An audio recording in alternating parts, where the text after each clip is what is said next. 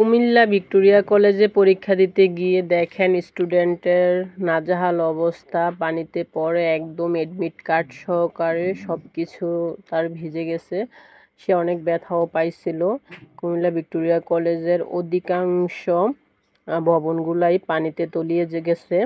এগুলাতে যে দেখেন পুরো বারান্দা হলে প্রচুর পানি। এই পানিতে বসে অনেক স্টুডেন্টদেরকে পরীক্ষা দিতে হয়েছে। কলা ভবন, তারপর হচ্ছে যে উদ্ভিদ বিজ্ঞান ভবন, এগুলা সবগুলা পানির নিচে তলিয়ে গেছে। এবং কি কুমিল্লা ভিক্টোরিয়া কলেজের সামনের রাস্তায় সহকার পানি, প্রচুর পানি।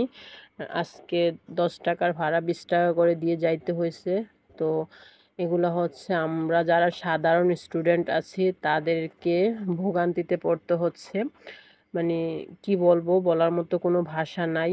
এই যে দেখেন কি একটা নাজেহাল অবস্থা, টেবিল দিয়ে আসা, তারপরে হচ্ছে পানি ভেঙে আসা, মানে কতটা কষ্ট আপনারা একবার চিন্তা করে দেখবেন। আমরা সাধারণ স্টুডেন্ট, আমরা যারা পানিতে বসে পরীক্ষা দিতে হয়েছে, পোকামাকড়, সাপ, আরও অনেক কিছুর ভয় আছে। এই সব কিছুর মধ্যে আমরা জীবনের ঝুঁকি নিয়ে আমাদেরকে কুমিল্লা ভিক্টোরিয়া কলেজে আজকে পরীক্ষা দিতে হয়েছে। অনার্স ফাইনাল ইয়ারের পরীক্ষা। অনার্স ফাইনাল ইয়ারের পরীক্ষা চলতেছে, তার মাঝে বৃষ্টির কারণে পুরো ভিক্টোরিয়া কলেজ পানির নিচে তলিয়ে গেছে। বিভিন্ন হলগুলোতে পানি ছিল, প্রশাসনিক কোনো ব্যবস্থাই ছিল না। এই যে দেখেন ক্যাম্পাসও অনেকটাই তলিয়ে গেছে। তো আসলে এগুলা প্রশাসনের দৃষ্টি আকর্ষণ করা উচিত, প্রশাসন এগুলা দেখা উচিত। বেশিরভাগ অংশটাই পানির নিচে তলিয়ে গেছে। এই যে দেখতেছেন একটু জায়গা কি পানি নাই, কিন্তু সামনে রাস্তাতে আবার পানি।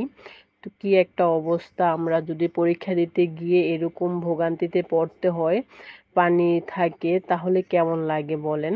একটু কি ভালো লাগে? তো প্রচুর পানি, এই রাস্তাতেও অনেক পানি। এই যে দেখেন গাড়িতে উঠতেও পানি, রাস্তাতে হাঁটা যাচ্ছিল না। এবং আমরা শাসনগাছা থেকে কুমিল্লা ভিক্টোরিয়া কলেজে আমাদের যাইতে 10 টাকা ভাড়া লাগে। আজকে আমাদেরকে 20 টাকা করে ভাড়া দিতে হয়েছে। তার কারণ হচ্ছে এখানে প্রচুর পরিমাণে পানি, কোনো অটো আসতে চাইতেছিল না, কোনো গাড়ি আসতে চাইতেছিল না।